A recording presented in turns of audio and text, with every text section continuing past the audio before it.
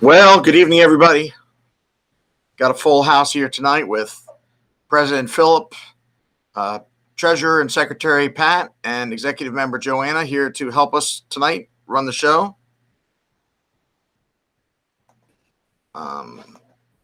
Everybody should be unmuted and ready to talk. I do have a trouble ticket on our opening song not playing, but it showed for a little while, and they're working on that. So hopefully everybody can hear us. How are you guys doing tonight? Must be the gun controllers trying to keep us from playing our song. Something. Can't trust them. People are scared. Let's see.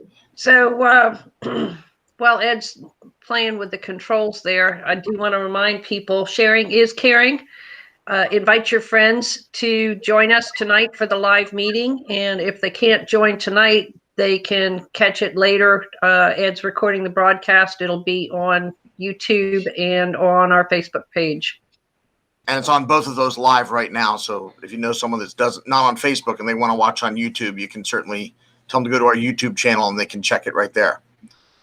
So we have a full list of things to cover tonight, but basically I think what we're going to talk about is Lobby Day and the buses and payment for flag donations for flags and magnets and where to get that stuff and all that kind of stuff.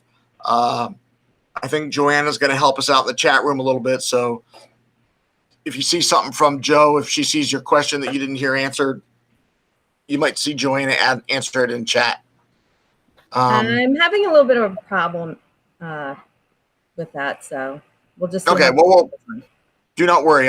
We're all a team, and we'll all do it together. So, yep. Philip, you want to start things off with what's on your mind? Well, we got a lot of things going on. In fact, before we start on Lobby Day, I do want to caution everybody. While we did get the BATFE to claim that they're not interested in the comments and they're dropping that, the comment link is still up there. So if you haven't commented, I'd go ahead and comment anyhow because it's still active. And they should have taken it down if they didn't want comments on the whole issue of the braces, the pistol braces. It seems like one of those kind of too good to be true things. We put it out there. A few of us commented, and they're like, "Oh, we'll take it down." Yeah, well, they got a lot of comments, but yeah, we'll take it down. We don't really need that anymore, supposedly. But I wouldn't trust it. And also, again, I would emphasize what and I inadvertently said he was a retired FBI agent. He's a retired BATFE agent. In a video in the alert that went out, basically he said that BATFE has never said that purposely holding a pistol with a brace against your shoulder is okay. What they did say was the brace touching your shoulder while you're shooting is okay, but the idea there was that if you're holding, say, the brace to your cheek, and during the recoil of the gun comes back and touches your shoulder, and it's there for a little bit, that's not a problem. That's not the intent of why you bought the brace. You bought the brace against your forearm or against your cheek or your neck or something, not your shoulder. But if it ended up here, in the original comment period, I sent him a video of me hammering a nail with a screwdriver, and I'm like, this is not a hammer, and I'm nailing in a nail, and I'm using this tool improperly, and it doesn't make it a hammer. And it got quite a few likes on that. Sure. Yeah, but logic and gun control don't ever go hand in hand. So neither does reliable guidance from the ATF. You can ask 5 different agents the same question, and you'll get 5 different answers. Sure. Imagine that you were driving through a town and a cop pulled you over to give you a speeding ticket. And you said, "Oh, I didn't know I was speeding. What's the speed limit?" "Oh, well, I can't tell you, sir, but whatever it is, you broke it and I'm giving you a ticket." That's the equivalent of what they're doing to us, saying, "Well, I can't tell you if that gun's legal until we arrest you, and then we can let you know if it's illegal at that point." It was mostly because of that VCDL sticker you had on the bumper. Yeah, it could be. Could be. So anyhow, I just want to put that out. Be careful All the shoes haven't finished dropping on this. And like Ed said, I think anytime something sounds too good to be true, you got to be wary of it. So, and I don't know days for gun owners to sit back on the couch and relax and let the information come to them. Those are gone. You have to activate and get together and stay frosty and keep the hair up on the back of your neck, ready to read and call and pounce. Well, in reality, those days were never here. And we are where we are because we didn't pay enough attention during the times when things were good. I do want to catch a quick question from Emery, who asked, can a felon in Virginia restore their Second Amendment rights? So if it is a federal felony, technically, yes, but there's no real pathway. The law says you can restore your rights, but they don't have an active pathway for you to do that.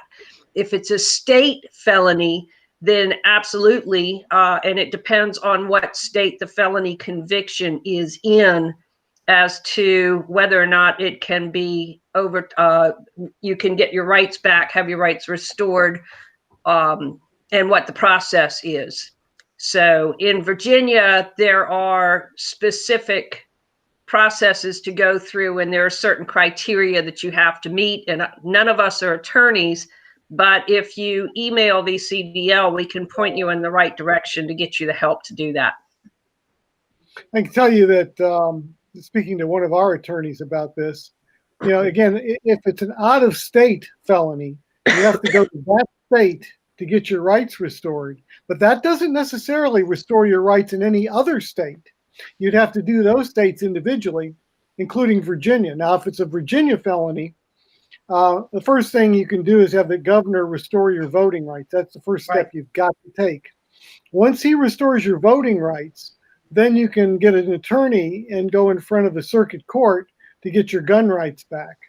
And from what I've heard, that actually works fairly well, that it's fairly mechanical. Once you get your voting rights and your other rights restored, getting your gun rights isn't too hard, assuming you didn't have a violent felony like a robbery or something. I mean, you could have had the wrong eagle feather on you and got a felony for that. That doesn't mean you're a bad person or dangerous. That's a good question, Richard. I don't know the answer to that. I don't either. We'll have to see mostly how that plays out. Firearm safety classes were taught like kind of a recording, and then you took the test at the end and done. But if you're getting a live instructor that's teaching you and over Zoom, I don't know if that's considered in person. I'd have to reread the law. That's a question for us to get the answer to, though. It is, especially these days. Yeah, it's I'd have to look, but I think they said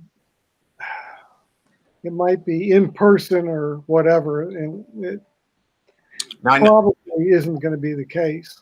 I know there's some guys that are talking about doing a hybrid of both, where you take their class, come in, and the instructor goes over any questions or problems you had with the test and gives you some final tips. So it's a combination of, and it doesn't tie up an instructor for 4 hours because you've already done the basics, and then he's quizzed you or asked you the question. So that satisfies the in-person. Yeah. Now, of course, if you're a new gun owner or new even just to handguns, it's always good to take a course with hands-on live fire training. So even if it's very, very basic, it still gets you some level of familiarity with how pistols and revolvers function. And let me step back a second for those that don't even know why we're talking about this, and that's because the law is going to change that you can't use the online training anymore after the end of December to apply for your permit. It's going to have to be in person or some combination of in person and online. But from what I understand right now is if you still go to an online class like the ones that are provided by Safe Side Tactical, I know that Steve and his crew down at Bob's, they actually took theirs offline because they didn't want to refund anybody, but Safe Side still has theirs up. And if you take their class and submit it to your clerk of the court in your county, then you'll still get issued a permit, supposedly, until after December, where you have to then do something different. I saw another question. John Bleedus asked if we're all going to D.C. For some rally in D.C. on the 6th. And basically, we are a Virginia-focused gun rights only group.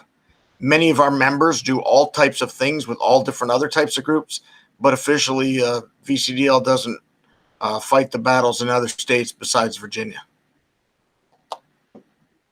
Now, that being said, I'm sure a lot of our members will be there, but VCDL has not been asked to speak and is not officially participating. Okay, let's see. You want to talk about Lobby Day, or you don't have something else first, Philip? No, we can talk about Lobby Day. If I think it's something else, we can come back. There are some other issues, but Lobby Day is probably the most important thing to start to cover fairly early in this. So, boy, we've got a lot of balls in the air at once right now. We are in the process of booking the buses, getting the artwork together to put on. Those buses are going to be decked out on all sides, including the top. So that's, and boy, I mean, it's a real lesson in how expensive that can be, all of that stuff. So we've got that going on. I am in the process, thanks to a lot of you guys, we've gotten people lined up to be able to distribute flags and stuff at most of the waypoints. We may not have all the waypoints, so I would suggest that as soon as it's available, that if you can get them early, you do. And the way you'll get them early, the flags, the signs, and the magnets, is that we're going to have various gun stores and other stores around the state where you can go and pick up the items.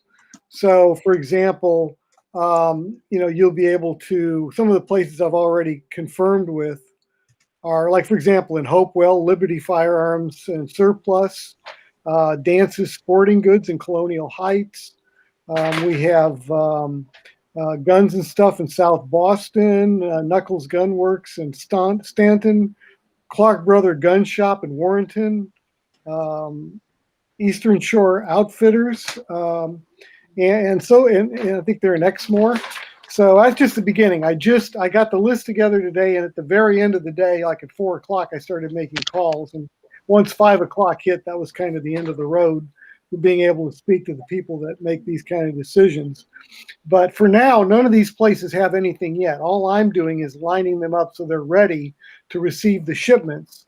And then we'll provide a list to you guys, in which case you'll be able to say, oh, yeah, I'll head over to, Dance's Sporting Goods, because I'm down in the Petersburg area. I'll run over there and pick up my sign and the flag, a couple flags and a magnet. And then you'll have all that together and ready to go and ready to rock and roll on Lobby Day. But we'll have a suggested donation amount. Yes. Well, yeah, we don't have those numbers yet, but we will have. Yes, it's going to be an honor system. We'll ask you to, if you can, to make a donation for the items you're picking up, because it costs us a lot of money. You wouldn't believe how much money is going into all of this. But this is our purpose on Earth is to protect your right and our right to keep and bear arms. So, we spend money if we got to spend money, because we've got to get this job done. And we want this caravan, the 4 caravans coming in, and the 9 sub-caravans, to be an eye-popping experience and a lot of fun for everybody, and getting our message out there in the media. So we've got to do this. We've got to have numbers. We cannot have people sitting at home. That'll destroy the effect we're trying to achieve here. I'd love to see 100,000 vehicles on the road. A lot of people will be walking around downtown Richmond as well. I'm sure we're going to see a lot of that. That was one of my questions. Can you walk around down Richmond, and can you carry and all that stuff? Okay. Now, yeah, we're not having an event in Richmond. We're driving through, but we're not having an event. and permitted or otherwise. So yeah, the state law allows you to be able to carry as you have been all these years, as long as there's not an event going on and they post signs and they tell you that you can't have guns in an area. So as far as we're concerned and what we're doing, it won't affect your right to keep and bear arms if you're walking around. There is an area where they sort of pre-marked off around the General Assembly, and whether those signs have in small print that they don't apply if there's not an event going on in the Capitol area. Yeah, which, how do you know if there's an event going on or not if the signs are up there 24/7, 365? Yeah, that wasn't the intent of the General Assembly, I don't Right. think, even though the law allows them to do it. That wasn't the idea. It was to give fair warning. This is not fair warning. Yeah, you're right. You have no way of knowing. Neither do the police, probably, honestly. So I don't know that would actually hold up in court. But there are laws that still apply. Like when you're driving down there, you don't want to have a loaded rifle. If you're going to carry, you're going to be in Richmond and you have your CHP, then some of this won't apply. But if you have a magazine that holds over 20 rounds or a threaded barrel on a center fired pistol cartridge type gun, then you need your CHP to carry those in Richmond, even open. That's Yeah, the threaded barrel magazine that'll hold more than 20 rounds. If you don't have a CHP, then you can't have a loaded long gun in that case, or even a handgun with a mag of more than 20 rounds. Again, and those only apply to center fire. Rim fire, none of that applies to. It's only center fire, and that's an old law that's been on the books for a long time.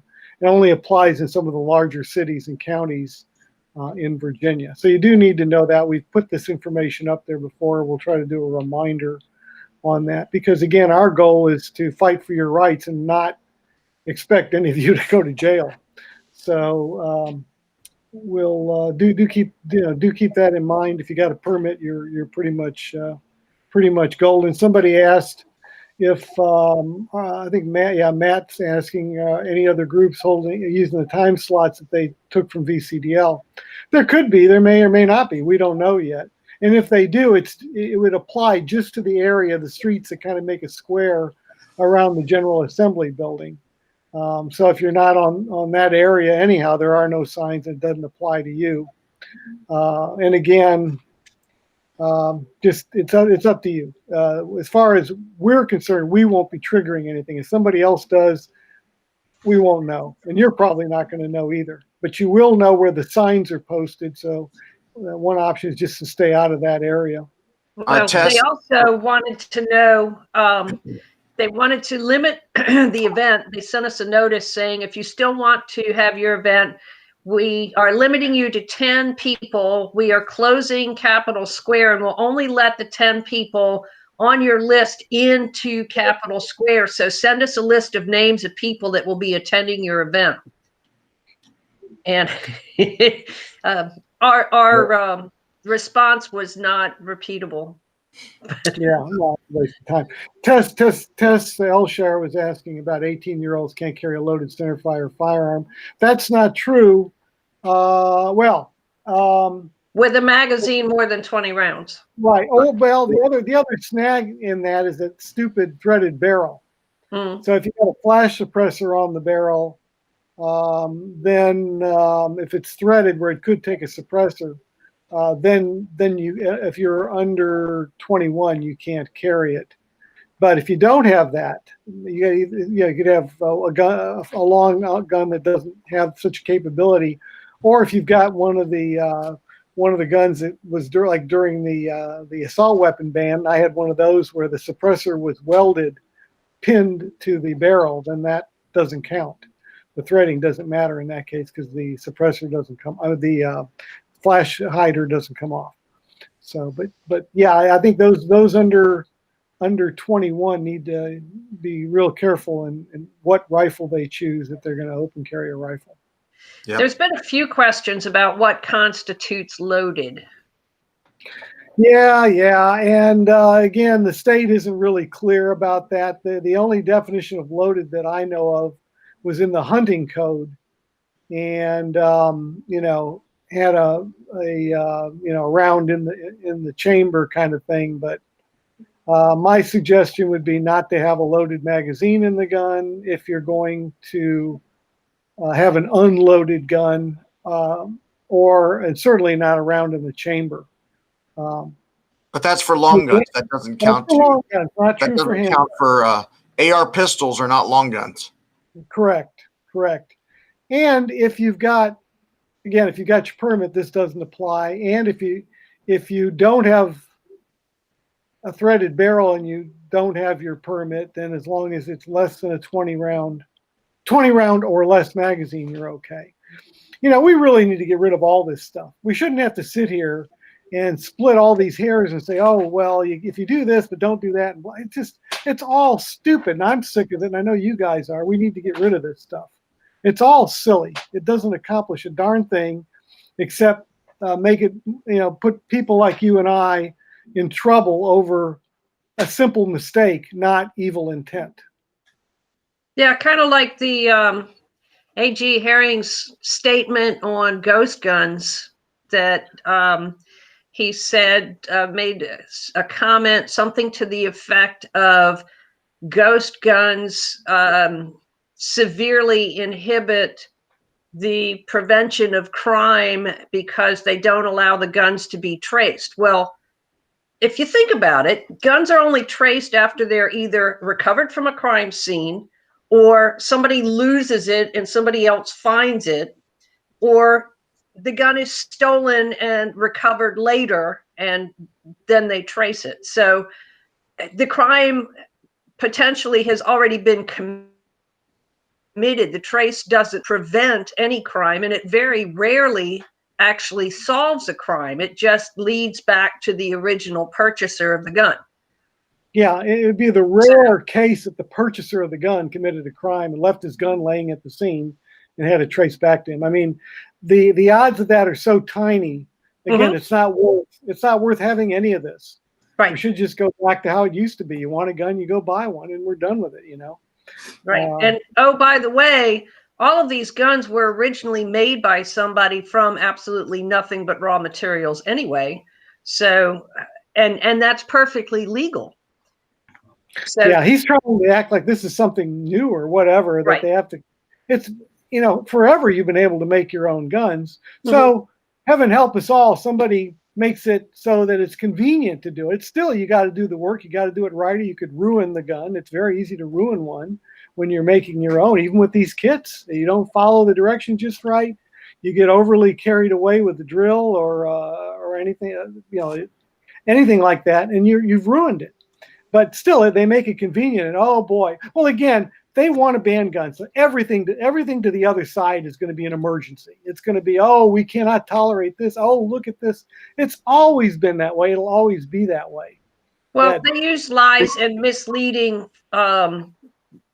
statements to scare people into thinking that it's a matter of public safety, and it has absolutely nothing to do with public safety at all. Well, Herring's got that down to a science. See, you can't believe anything he says about guns. Yep. Speaking of the banning guns, and they want to ban everything, there's a lot of chatter, Joanna can attest to this, in the forums about like 961 coming back and banning everything that they tried to before. Yeah, well, we'll see. As I predicted last year, there's going to be two ways they could go, more than likely. One is this is an election year, and they might lie low on some of this. We won't know till we're right in the middle of the thick of it. We have to assume the worst, but they might lie low, hoping that gun owners go to sleep and sleep through the elections and hand them power again. And then they'll come back in 2022 with a vengeance, knowing they've got another 2 clean years to do massive damage to our rights. So we cannot let that happen. We dare not, because they're counting on that. And we know what will happen if we let them get power again. So they may lie low, hoping we'll be idiots and forget what they just did to us. And I guess if we do forget it, then maybe we deserve what we get. But Or they're going to say, we may not win the next election. Let's go for the gusto. Let's get everything we can now, because if we're not going to keep the House, then let's make it really hard and put a lot of stuff in that's going to be hard to repeal. It could go that way, just the opposite, the pedal to the metal on all this stuff. Absolutely. Yeah. And as hard as it is to get a law passed, it's even harder to get one repealed. So it took us how many years to get the restaurant ban repealed? Many. It took us over a decade. Mm-hmm. Yeah, it's very hard to repeal an existing gun law. So, once it goes in, it becomes a real fight to get it out. That's just the nature of the game. Right. Now, that's not to say that it can't be done. VCDL has done it numerous times, but it takes a while. It takes persistence, and it takes all of you guys writing in and calling and doing the activism thing to get the momentum going to get a law repealed. Right.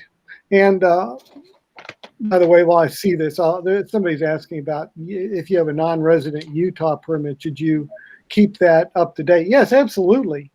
You never know when, something could happen, like you might forget that your Virginia permit was due for renewal and it expires. And while you're renewing it, you can carry on your Utah or your Florida or any of the other non-resident permits in Virginia. It's all perfectly fine as long as you qualify for a Virginia permit. You don't even need one, but you can have one from a different state. But you do have to qualify to be able to have a Virginia one. But it's always a good idea to have a backup permit. I highly recommend that. So Tremaine's asking about buses, and unlike last time at the beginning in January of this year, when we had an event at the Capitol, we had 50, 60, a huge number of buses going in there and busing people in. This is not that type of event. We basically have 4 bus locomotives, if you will, that are leading these vehicle trains to Richmond, and people will file in behind them. And we will hopefully have GPS tracking on them, start times and where they start, where you can then file in behind them and drive on into Richmond. But all that will be not only forthcoming in the VA alerts, but we'll also be updating that on the VCDL page, which has it has 2 URLs that link to that, and that is rollingforthe2a.org and rollingforthe2a.com, and that's with the number 4 and the number 2.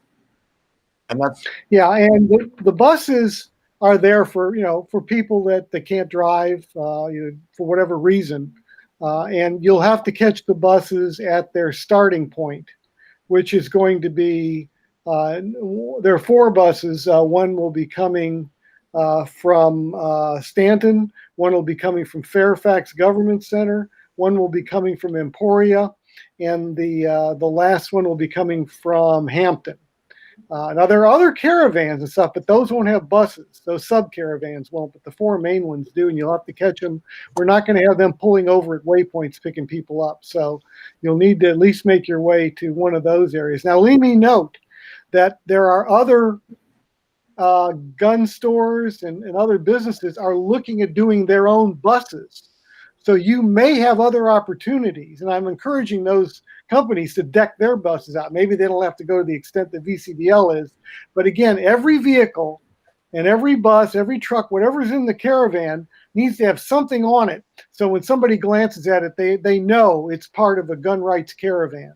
If you're driving a plain car and you don't bother putting anything on it, people are just going to think you're just somebody stuck in traffic, and you won't count in what we're hoping will be thousands of vehicles heading into Richmond over a 4-hour period. 100,000. So, yeah, I mean, who knows? I know people are hyped up about this. I'm hearing about all the people. Again, it's from as far away as New York, California, Texas. I got somebody flying in that I know. It's coming in from Texas, San Antonio, the day before, and here to help. So I'm the more as we're getting closer, I'm getting more psyched because I'm starting to see the flow of this and people, understanding the importance of it. But boy, I tell you what, we're all paddling as fast as we can. The board is, and our executive members are all working hard to pull this together because we didn't have much time. By the time we finally knew how all the cards were going to land, we had to order. We got 21,000 flags on order. It's not something you pick up overnight, and so we're ready to get all that in. As a matter of fact, we had to scramble to find a second vendor because the first vendor couldn't do enough by the deadline to get them distributed. So, this is a good time to give a shout out to Bruce Jackson, our stuff guy, who has been working tirelessly to coordinate ordering all of this stuff. Tess Aylshire, an executive member, and Layla Myers, another executive member. They're working on buses and flyers and all sorts of things like that. Tess found us the buses and negotiated for the wraps and all of that. Ed and Joanna have been up to their eyeballs in social media traffic and all sorts of other things. Ed's also been working the fundraisers to try to offset some of the cost of the flags and things. Philip answering emails, getting the alerts out, figuring the routes, a whole slew of other executive members that have been reporting in on various meetup points to join into the routes to come in. I mean, the logistics of this is something that totally different from what we've done in the past. So it's all new territory for us. And, people are pulling together and pulling off another miracle. Last year, we pulled off a miracle and did a rally for 50 to 70,000 people that was planned in just 6 weeks. That's totally unheard of. Try planning a thing for 50 people in 6 weeks, and 50,000. It was a miracle that we got it done and no major catastrophes. So this year, totally different scenario, totally new territory for us, but it's going to happen. It's going to be great. I have faith in our team. So I've seen this question, I've been watching this questions, and a question that's popped up quite a few times, which is both surprising but also wonderful, is that means there's a lot of new people here that don't even know what day this is. VCDL traditionally holds their Lobby Day. This would be our 19th annual Lobby Day, and we hold it on Martin Luther King Day. Although this time we don't have an event at Richmond, we're just driving to Richmond. But it's on Monday, January 18th, and we're just going to drive to Richmond. We chose Lobby Day because we've been doing it. People are off work generally. There's no parking restrictions, and that's why we did it. I see John Linton wants to know. We had an issue with permits, so John Linton wants to know if we put in our request for a permit for 2022. Let me tell you what's coming down the pike. What they're going to make the permit useless. I don't know if we'll get one for 2022. We may have different ways. We're going to work this however we have to work it. But I can tell you right now, there's some things that they're pushing for, and they'll probably put into the regulation they've got for not for Lobby Day, but for generally for the bell tower, which is where our Lobby Day is held. And that says they can cancel your event at any time before the event if a senator or a delegate or the governor needs the bell tower for their use. So boom, you can be canceled just like that. Or if you say you're going to have, let's say you say you're going to have 1,000 people in your application and 1,005 show up, they can cancel your thing right on the spot. Say, sorry, too many people. That's more than you said. Boom, canceled. So would it make sense for us to get everybody organized to come to Richmond for a rally, to have them cancel it that morning, late at night, the night before, or right in the middle of the rally? Does that really make sense?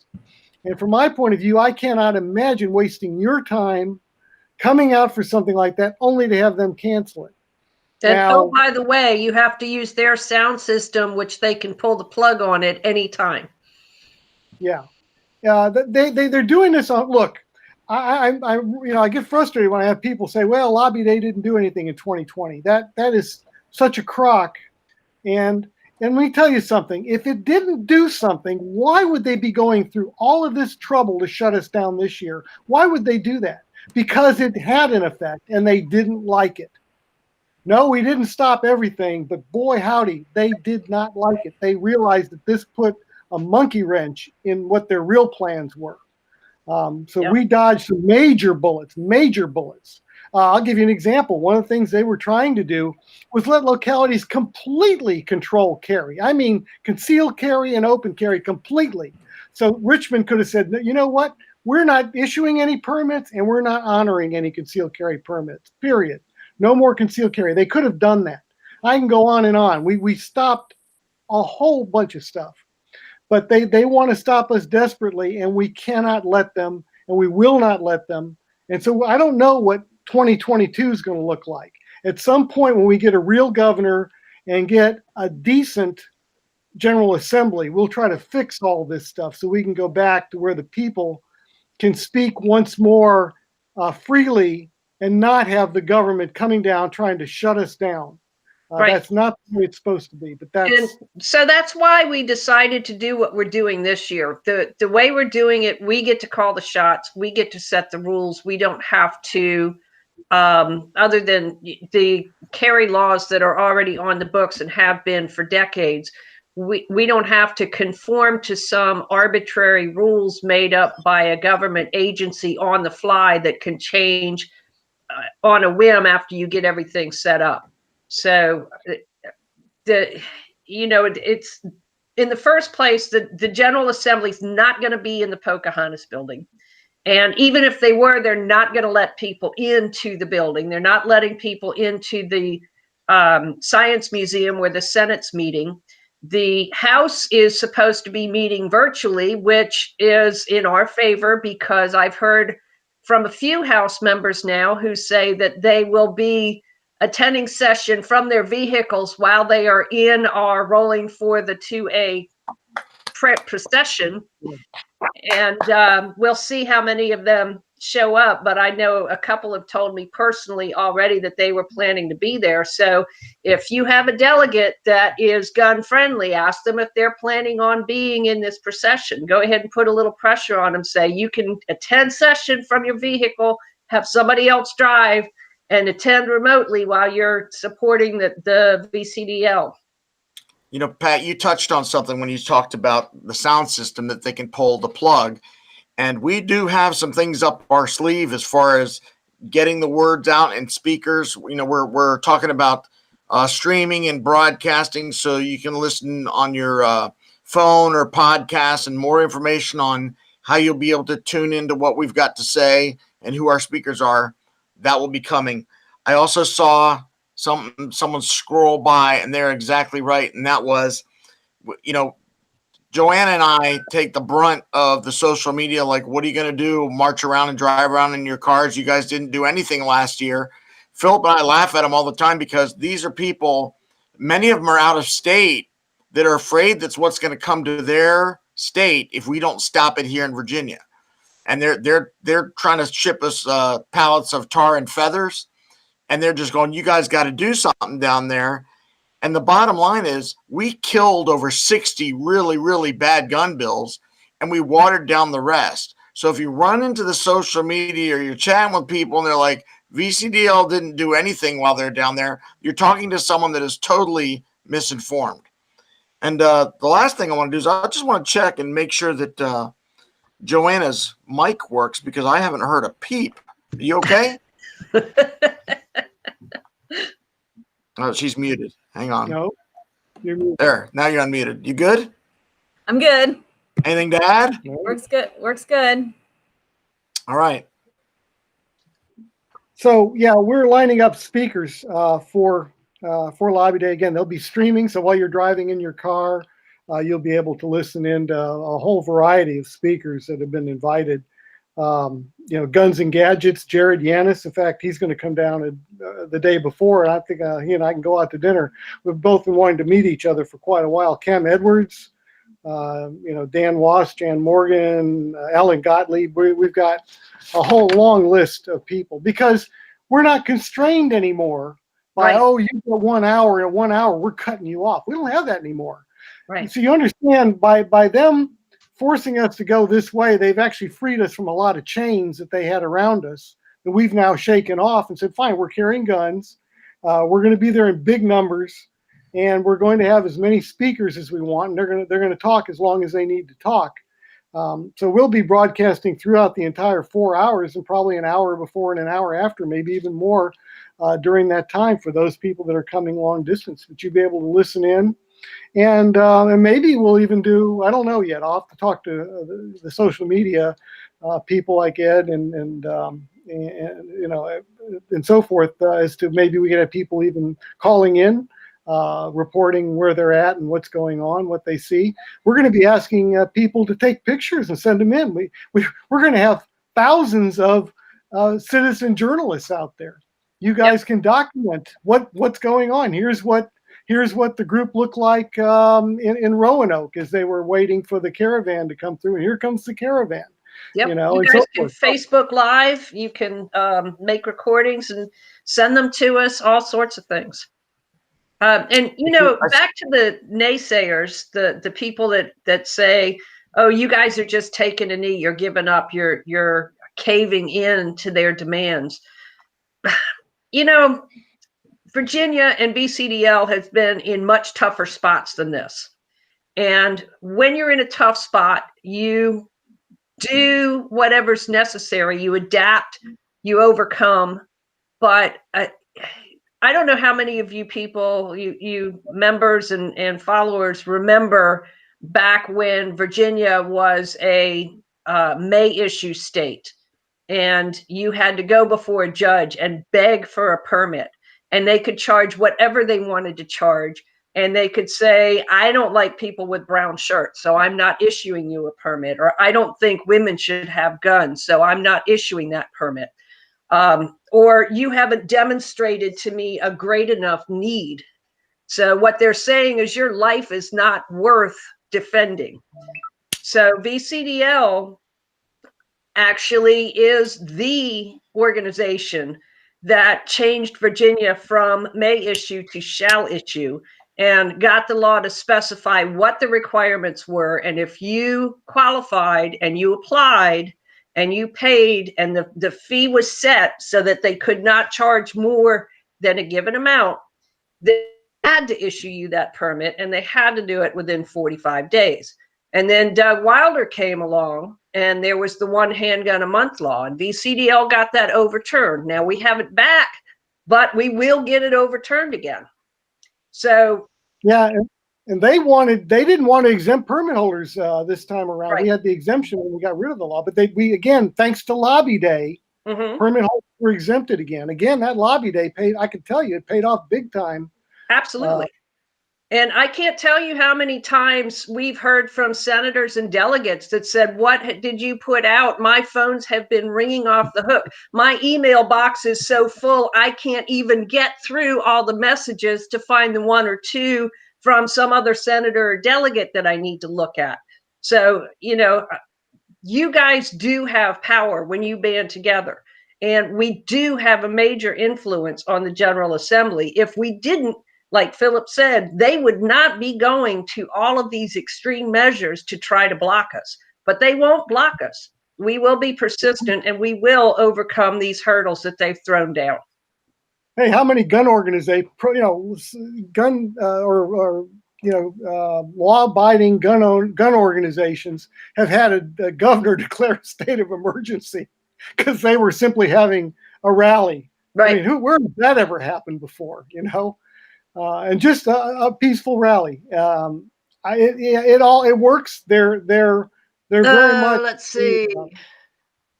Hector wants to know about Law Enforcement Officers Safety Act. Retired or active can carry, exempt from state and local laws.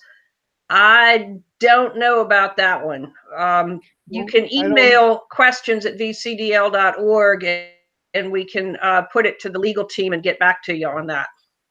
Yeah, I think, for example, I don't think Richmond exempted anything under LEOSA when they're banning guns in their buildings or at an event or at their parks. Oh, that is one thing too. If you do come to Richmond, don't go in the parks because they have a gun ban in the parks 24/7. So, speaking of legal, I just got one of my legal team back to me on the if a Zoom meeting counts as in-person training. And Virginia State Police replied that it does not, even during COVID. So Yeah. Well, who's the boss of the Virginia State Police? my illustrious governor. Your governor. So that answers that right there. But that doesn't mean it can't be tested in court.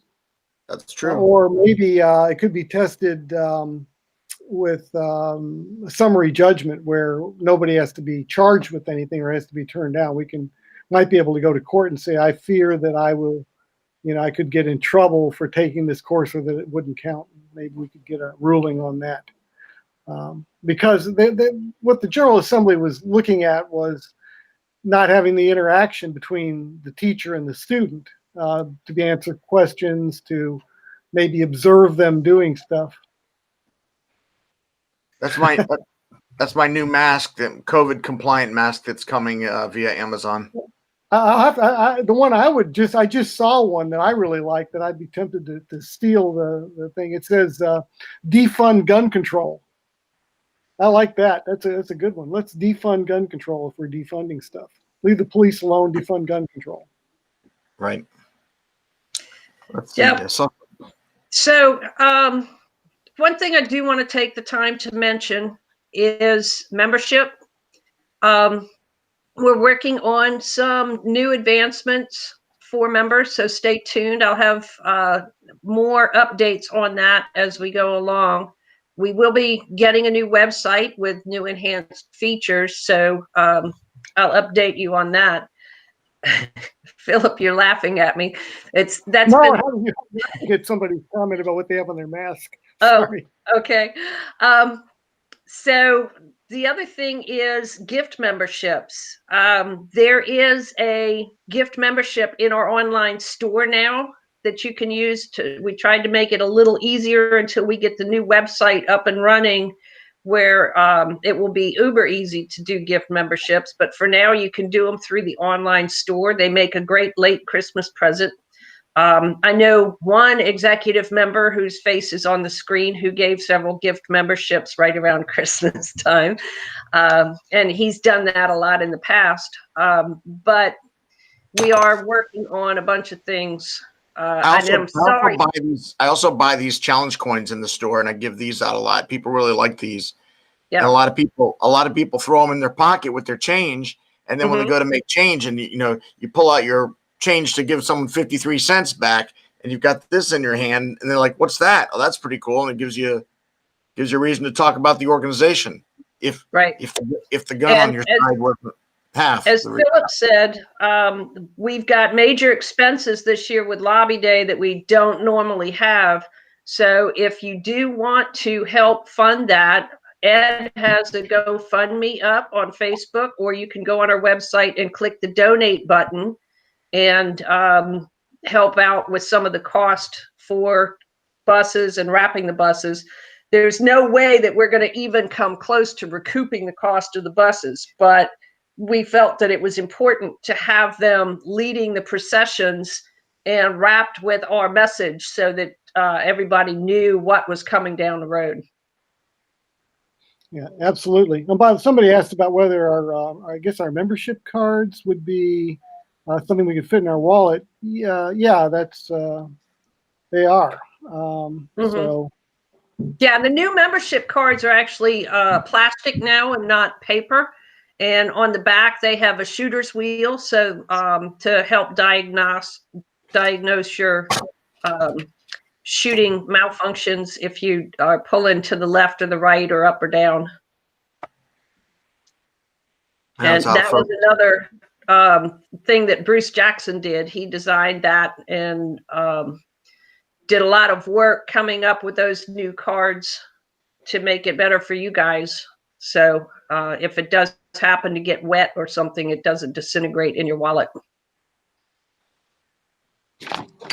Yeah, so Jonathan's asking, how about a VCDL Visa card? VCDL, we're good at one thing, and that is gun rights in Virginia. By the time we try and tangent out and be everything to everybody, that's where we fail because of all the volunteers that run everything.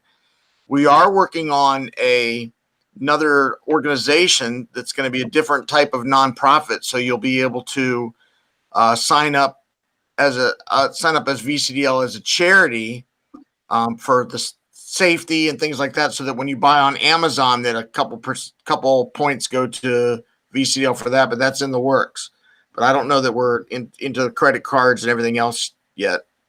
But before the pandemic and years ago, we used to have a discount page where once you became a VCDL member, you have access, like Pat was telling you about, you have access to a special members area forum on the website. You can do your own renewals and buy gift memberships for people. And we're going to get back to the discounts for members, where you might get a discount at certain stores or things like that. It's just that right when we're getting ready to relaunch that, the pandemic came around. And as we talked to people that really love us as VCDL, but they're like, I can't discount anything or anything right now because I can barely stay open. So we've decided to table that until people kind of get back up on their feet. But that's going to be one of the benefits that you get by being a paid member of VCDL. There's plenty of people that sign up and get the alerts for free, and they have no idea that they're not a member of VCDL. So to be a member, you actually have to go to vcdl.org/join, click the button, pay your $25, which is very inexpensive to be a member of an organization like ours, for $25 for a year. And that's why I run into gun owners all the time that either haven't heard of us or never joined. And, maybe one a month I give the membership, because I'm of the hope that person, it will be like the Revlon commercial. They'll tell two people, and then when it's time to renew, they'll renew. So I'm constantly planting that seed throughout to get more people to join.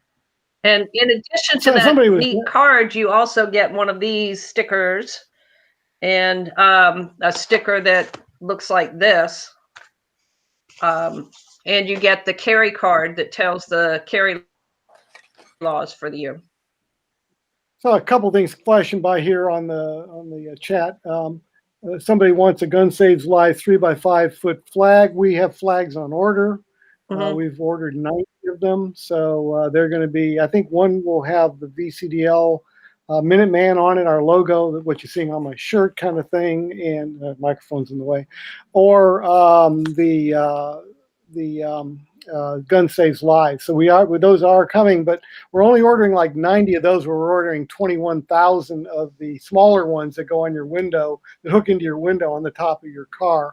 The big flags, you have to be careful, because if you're going down an expressway with those and you don't have them set up right, the pole can break right on and snap it right off. So you've got to have it really secured if you're going to do that, or don't go very fast. Maybe put them on when you're driving through Richmond and take them off before you get on the expressway. I don't know. Right. But of course, you can fly them in your yard.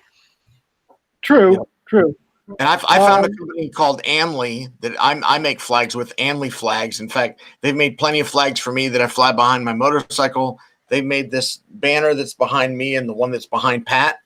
And that, they're reasonably priced. They just take a while to get unless you pay their expedite fees. But if you want a flag that you always fly, whether it's for this VCDL or whatever, it's a good place where you can custom design your own flag and get your message out to anybody.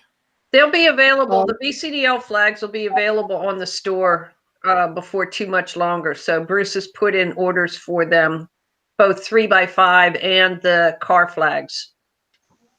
So that's part of what's going to be available for Lobby Day, but I think there'll be a regular item from now on out. So someone was asking about the Amazon Smile, and that's what Ed was talking about earlier. Amazon Smile requires that you're a 501c3 charitable organization. VCDL is a 501c4 nonprofit organization. And so we don't qualify currently for Amazon Smile, but we are looking into setting up a C3 charity. And once that is finished, then we will have a link on Amazon Smile where you can send a portion of your purchases to VCDL. There was also asking about VCDL. Somebody brought up VCDL lowers. Yeah, indeed, those were made. Palmetto Armory did. In fact, Ed, did you have the numbers? We were going to put an alert. How much Palmetto provided the VCDL for the sale of the lowers? I can get it right now. They've sent us $60,000 in a check that I went down and picked up, and then they just recently sent us another check for $27,290. So we've gotten $87,000 from Palmetto State Armory. People love their lowers, and yeah, they did a batch of them. And who knows? Maybe they'll do another batch after this lobby day, especially if it's a big success like last year's was. There is also a company at some point is doing a rather expensive but gold 1911 commemorative for Lobby Day of 2020 that they're working on. So they approached us as a way that something we can do to raise some money. So there's a lot of things cooking out there. Our focus isn't on making money. We try to focus on getting the job done, protecting you all. Unfortunately, of course, as we all know, it takes money to do what we have to do. Believe me, as I learned when I looked at the cost of having those 4 buses for 3 days, one day to deck it out, one day for traveling through Virginia, and one day to undeck it. And it's like, wow. But again, this is important. And we want anybody covering this, the press or anybody else, those buses are going to be spectacular to have at the head of this. People were asking about the lowers. Let's see. So that's the VA 15. That's the Virginia 15 lower. Right. Yeah. And then there was the VCDL lower that had the VCDL logo on it. And for some reason I got the VA 15 with serial number 15. Yeah, I wonder how that worked out. And it matches the rocket. Everything matches the rocket. It's funny, people talk about the rocket, which is my black golden red, and my new gun also matches the rocket, and it has, I don't know where it says, oh, right there, Ed's rocket right on it. Now this gun, because of the threaded barrel, it would need, if I was to carry this in Richmond, I would need a concealed handgun permit. Just FYI, we're all about safety and education here too, and this is unloaded and cleared because I'm still setting the holster. That's why I didn't clear it on camera for you. Well, VCDL's position has always been we don't want to put anybody in a position or suggest they do something that would be contrary to the law, because we don't want to get anybody in trouble.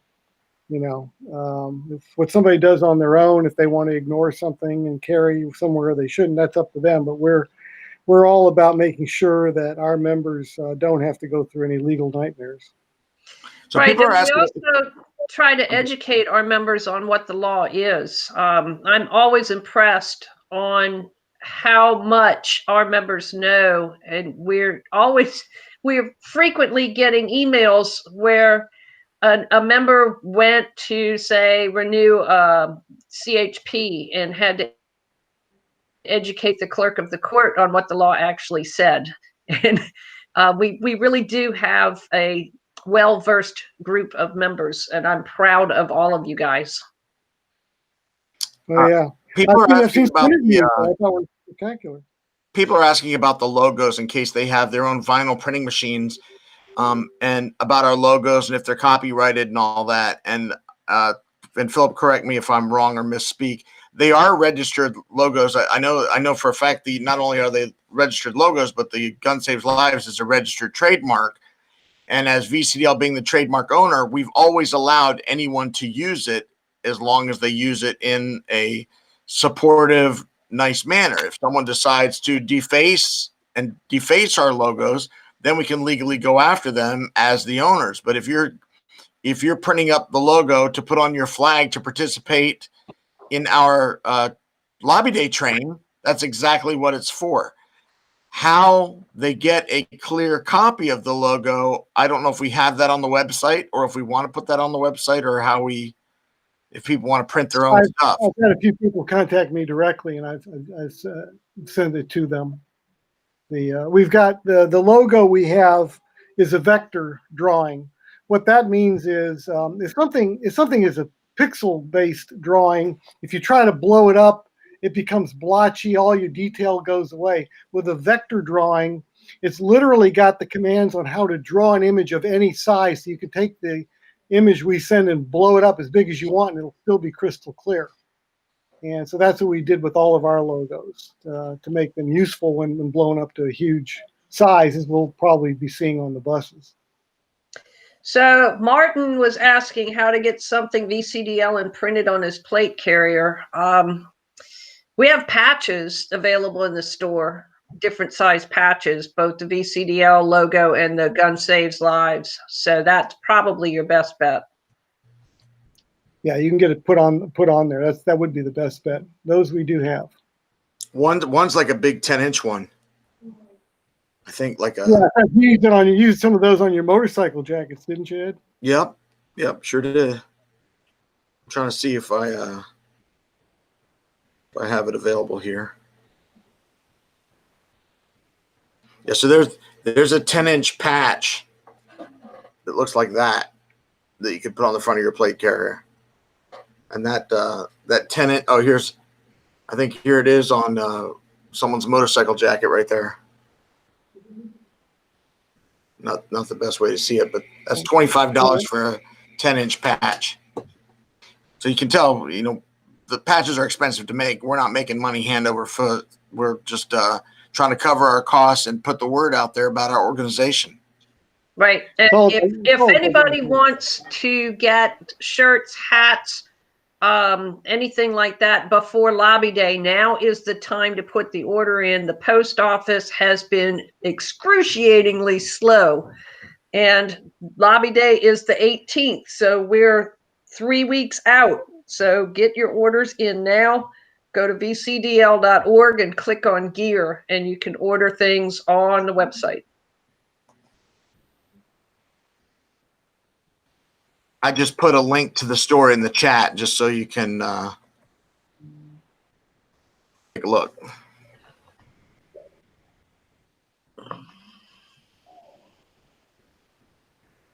Let's see. The questions have seen that either we're putting our audience to sleep or the questions are slowing down because we're hitting all the answers. I don't know. Johnny Hall was just saying he's looking for an attorney, so you can email questions at vcdl.org with your details, and we can point you in the right direction there. Phil, you want to touch on any legislation things that you know about, or is it too soon for that? Well, we don't. Yeah, I haven't had a lot of time to be looking at what's coming down the pike just yet. It's early. There's plenty of time. There are some bills that'll be pre-filed. But right now, I don't have a full report. I can tell you there definitely going to be pro-gun bills that we're going to be rooting for to try to get some of this stuff turned around or at least modified. So we'll be doing that, and we'll see what they do on the bad gun bills. 961, the fact that it went away, and the patron says he's not going to bring it in. Sounds good on the surface, but that doesn't mean anything. That's just his choice. There are a lot of other anti-gunners, so I think probably the next time we do one of these, I'll have a lot more details, and of course they'll be hitting VA alert when the time comes. Do we have any concerns about road closures or last-minute detours? Do we have what about that? Concerns. Oh, anything's possible, but which case we're going to be in contact with the buses, for example. We could always make a last-minute change in routes if we had to. Yeah, It's my goal to have 5 URLs before Lobby Day, where you'll be able to track buses 1, 2, 3, and 4, and then on a 5th URL, you'll be able to see the map, which is.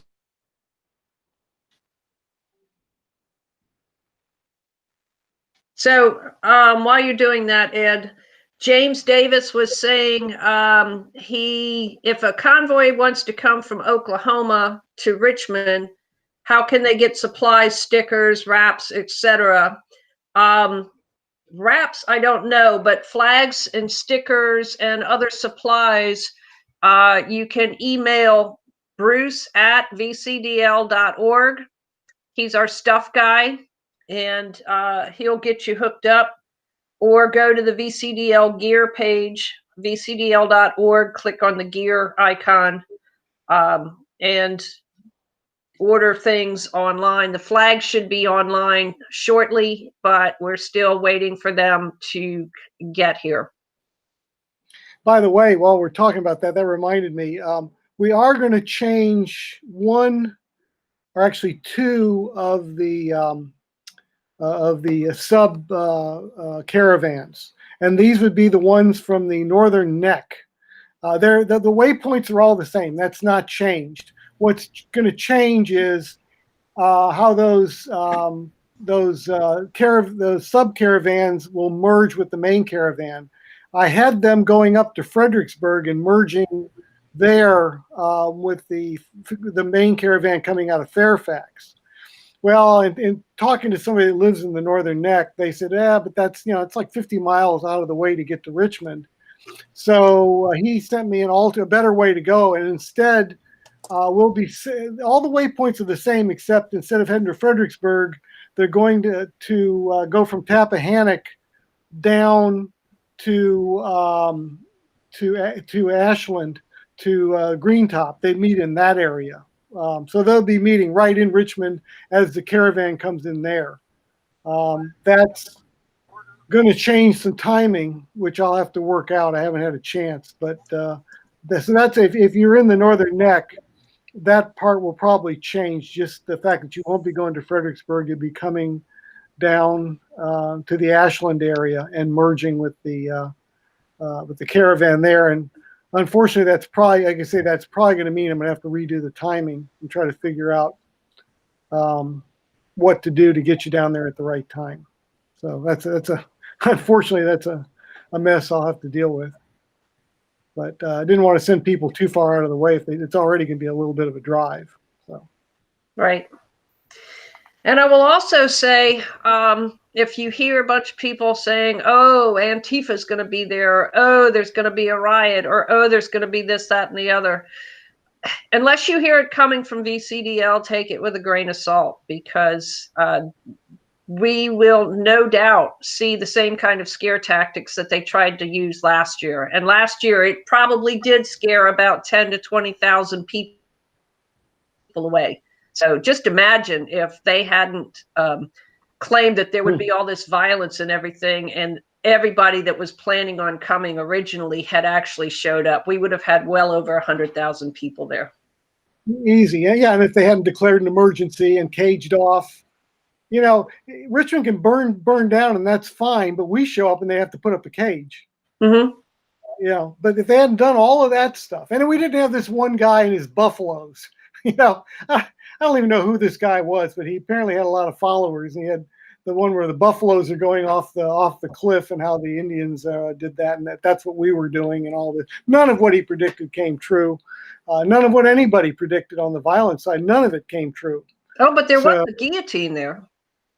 Yeah, but there was no violence associated with it. So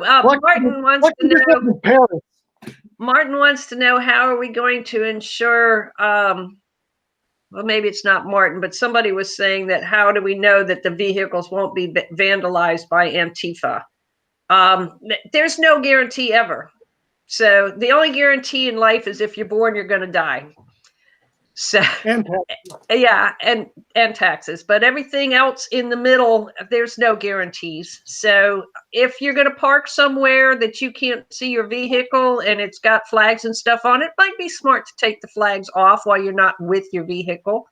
But as far as people attacking VCDL members, it's never happened before. I don't see any reason for it to happen again. And generally speaking, people that attack other people don't attack somebody that they know is armed. They attack people that they think are defenseless and won't put up any resistance. So I would say the risk is minimal.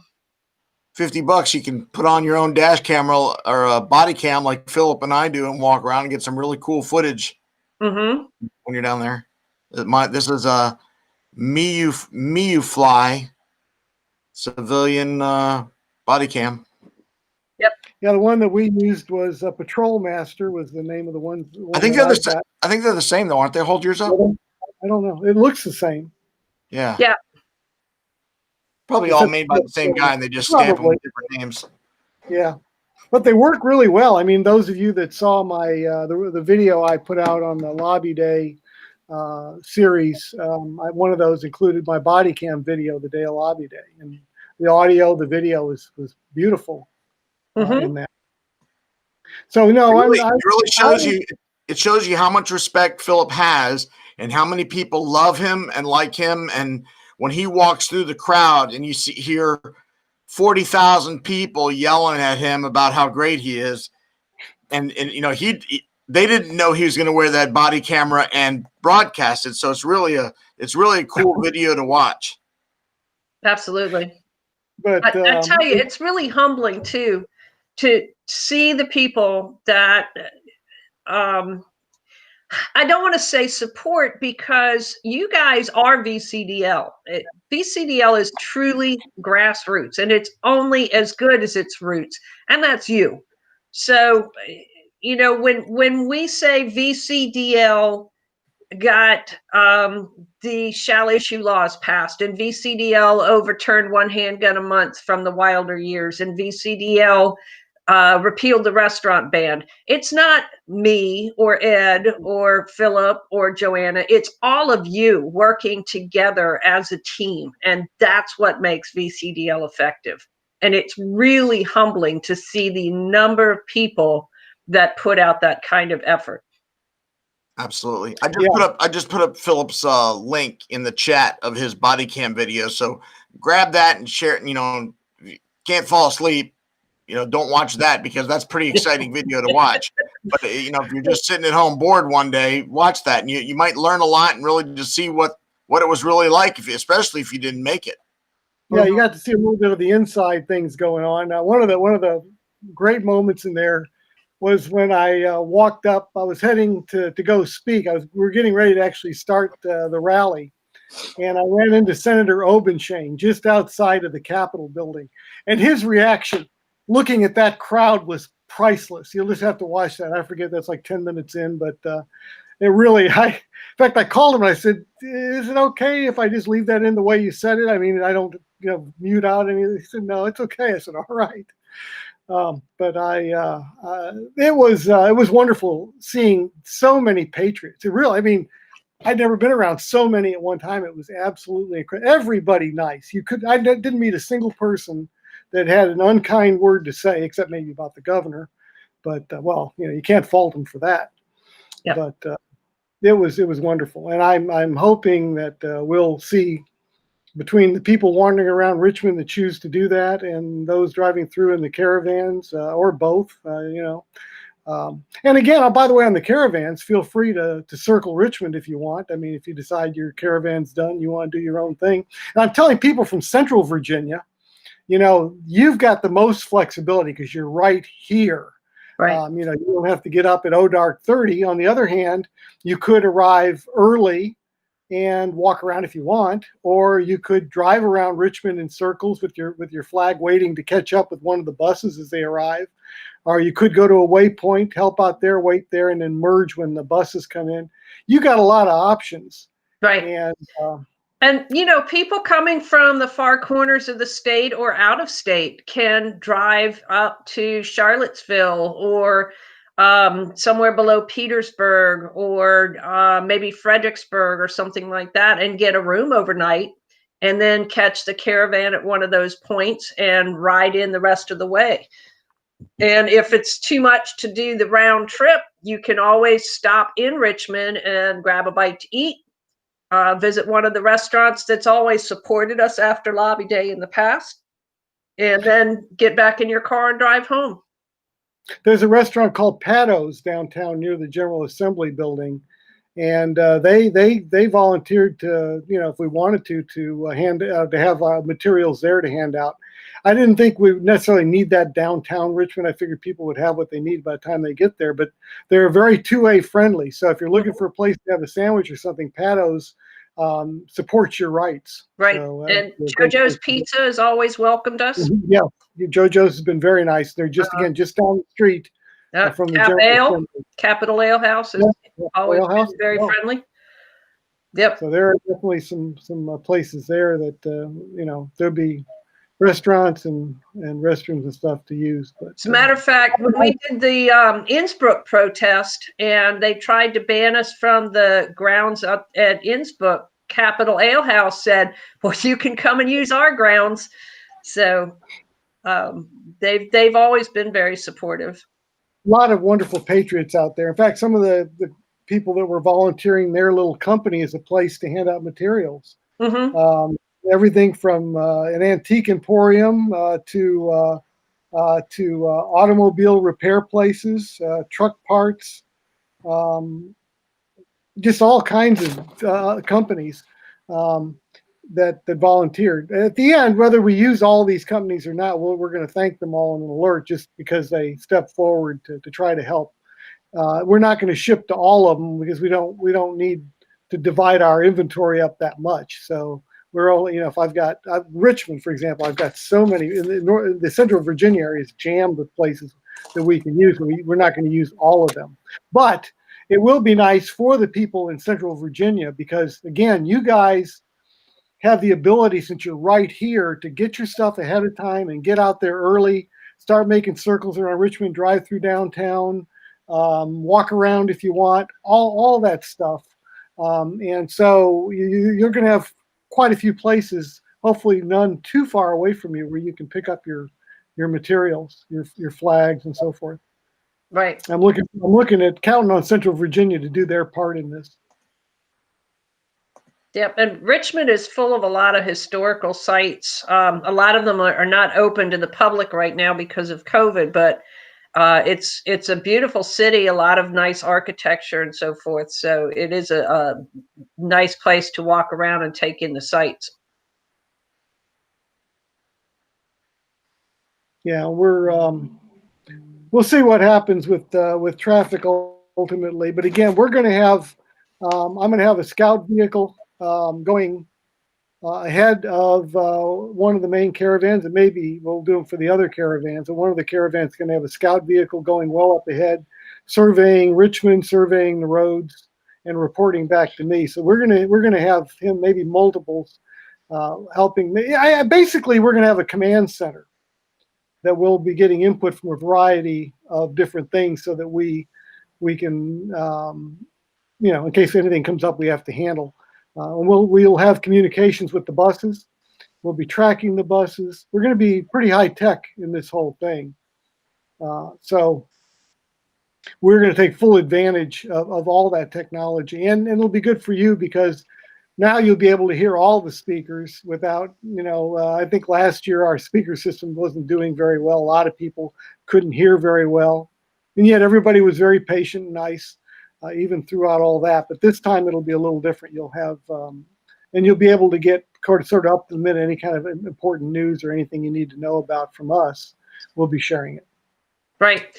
So the area around the Capitol is not a gun-free zone, although if there is a permitted event, then the adjoining streets are gun-free if they're posted during the event.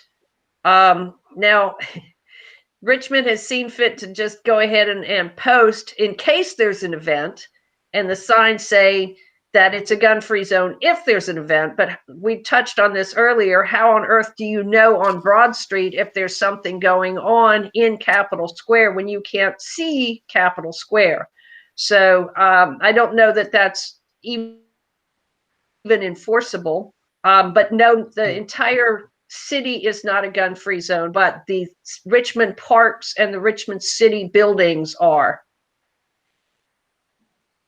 Yeah, so if you wouldn't want to, if those signs were in effect, if you wouldn't necessarily want to walk on the side of Broad Street that's against the old General Assembly building that's being rebuilt. It's the big structure that's being rebuilt right now. I think there are signs there, but I think if you're on the other side of Broad, then those signs aren't there, I think. That I'm not 100% sure of. But the whole city is by no means off limits. It's just one area around the Capitol, and that's only during an event. If anybody's even paying attention or there's an event going on. I personally am not losing any sleep over that. I'm just not. So let me see. Yeah, there's a number of people have posted about restaurants maybe being closed or carry out only. It's a good idea. We lost you, Pat. To call ahead. I don't know if we. Actually, Tess just said she was going to call. Tess said she was going to call some places and get the word out for us. You know, if I owned a restaurant, based upon this COVID situation or any other business I thought people might want to come to, I sure as heck would be open on lobby day.